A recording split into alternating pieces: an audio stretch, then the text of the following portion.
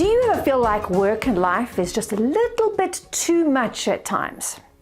Do you wish that you had a bit more room to think, but find that your life is so busy that you don't have the capacity to think about your own needs and to keep up with the demands on your time, never mind be proactive or try to learn anything new? I know that I have at times felt like I could take my performance and creativity to entirely new levels if I could just get rid of some of the chaos in my life and if I could make space in my head to think and to breathe. If you can relate to any of this, then this video is for you. I'm going to share with you a model that my mentor shared with me.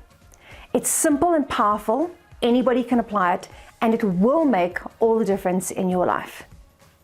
You need at least two things to live an enjoyable life that gives you some measure of control and enjoyment. These two things are margin and meaning. Margin is simply the gap between what you need and what you have. We understand this principle when it comes to finance. Your expendable income is simply the gap between your expenses and what you earn. The bigger the gap, the more likely it is that you will be able to save and to set yourself up for financial independence. When your expenses exceed your income, you go into a negative balance or you're overdrawn on your account. But this principle is also true of every other area of your life. You need margin with time. You need a gap between how much time you need and how much time you actually have. This is vital for your brain's health and for your comprehension skills.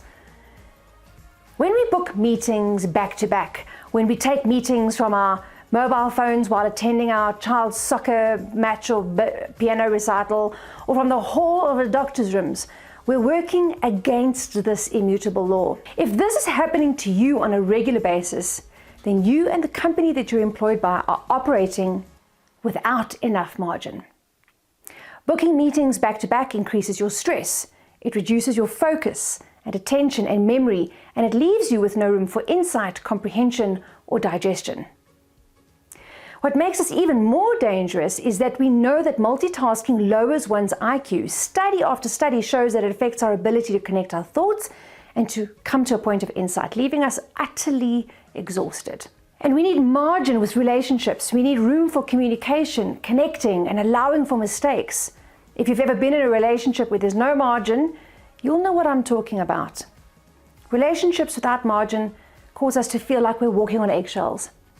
It puts your body into a stress response, and your compromised physical state limits your creative and strategic thinking capabilities.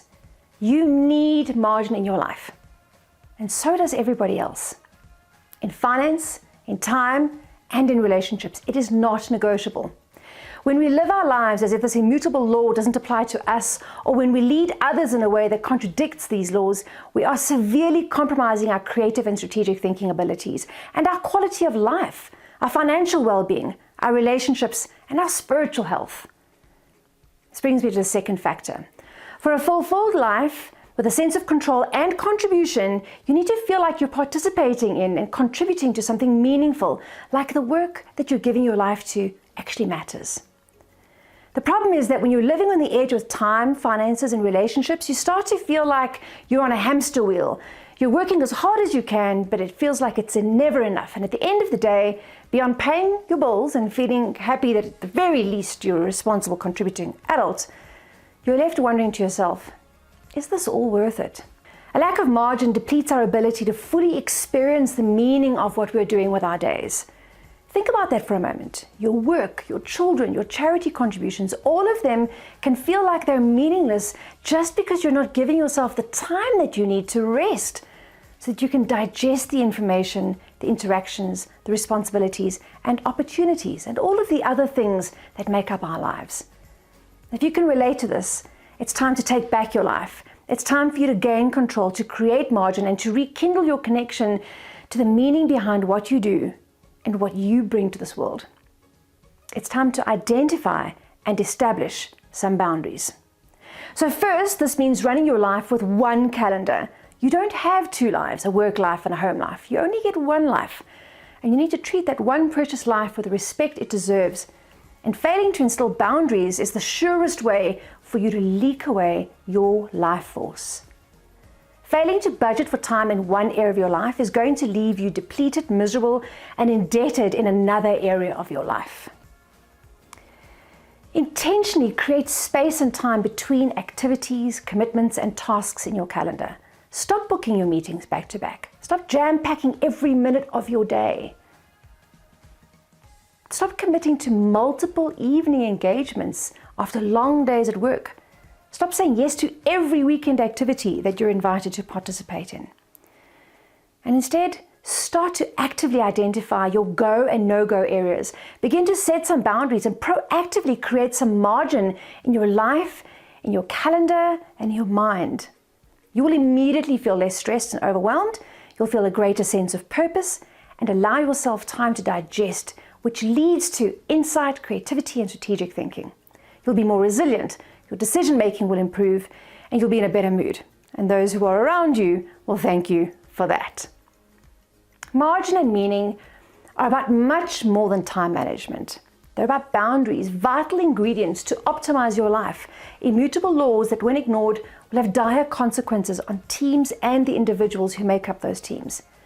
Now, you might be working as part of an organization who regularly pushes the limits of healthy work practices. Most of us are just doing the best we can with what we have. Of course, when we know better, we do better. So if you're part of an organization like this, perhaps share this video with a colleague or a friend or somebody that you think could benefit from this concept. In next week's video, part 2, we'll unpack the concept of meaning in greater detail. And that's going to give you access to discretionary effort. So be sure to subscribe. You don't want to miss next week's video. For more on how we can work with your team at the next sales conference, find our contact details in the description below this video.